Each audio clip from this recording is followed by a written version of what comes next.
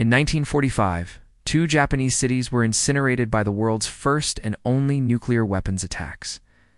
Nearly 200,000 people lost their lives. It's one of the most tragic events in human history, and it completely changed the world we live in today. This is Hiroshima, and this is Nagasaki. On August, the United States dropped an atomic bomb on Hiroshima. 3 days later, they dropped another one on Nagasaki. These bombs were not like any other weapons used before them. The destruction they caused was unprecedented. Entire city blocks were just vaporized. The heat was so intense that it melted steel and concrete.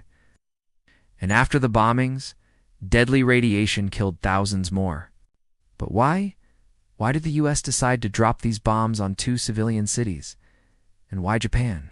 Well, let me tell you about the Manhattan Project. This was a secret plan led by the U.S. with the goal of creating the first atomic weapon.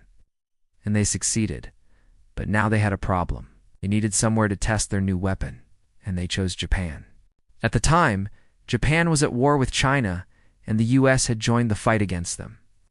But Japan was a big country, and it was heavily defended. So the U.S. wanted to find an easy target, a city without strong defenses where they could show the full power of their new weapon. And they found the perfect place: Hiroshima. It was a military center with several large ships in the harbor, but its defenses consisted of only a few small anti-aircraft guns. The second target was Nagasaki, which also had some major ships in its harbor.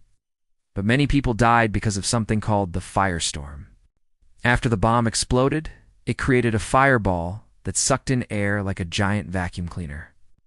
This fireball then mixed with the wind to create a deadly tornado of fire. Anything that didn't get burned up immediately got sucked into the vortex and burned to death. A lot of people tried to run away from the city, but they soon realized that it was too late. The entire city was going to burn to the ground. It wasn't until 3 years later that the U.S. dropped 2 more bombs, the first ever to be dropped in an actual war, and these bombs were much more powerful. That's because the scientists had figured out how to make them even more destructive. Before they dropped the bombs, they estimated that the first one would kill around 60,000 people, and the second would kill around 40,000. But the bombs were far more deadly than they thought. The first bomb actually killed over 200,000 people, and the second around 80,000. Most of those who survived the initial blasts died later from the radiation poisoning. After the second bombing, Japan surrendered and World War II was over. But what did the U.S. really achieve with these attacks? Well, the main goal was to end the war as quickly as possible and save American lives. Before the atomic bombs, the U.S. had planned to invade mainland Japan. This would have involved sending hundreds of thousands of soldiers into one of the most heavily defended places on Earth. And millions of people would have died, both American and Japanese. But with the bombs, they managed to end the war without having to invade. However, many people believe that the bombs weren't really necessary. By 1945, Germany had already surrendered, and Japan was on the verge of losing the war. They had almost no resources left, and their military was in bad shape. Many believe that the U.S. just wanted to show off their new toy, or even use the war as a cover to develop and test the bomb.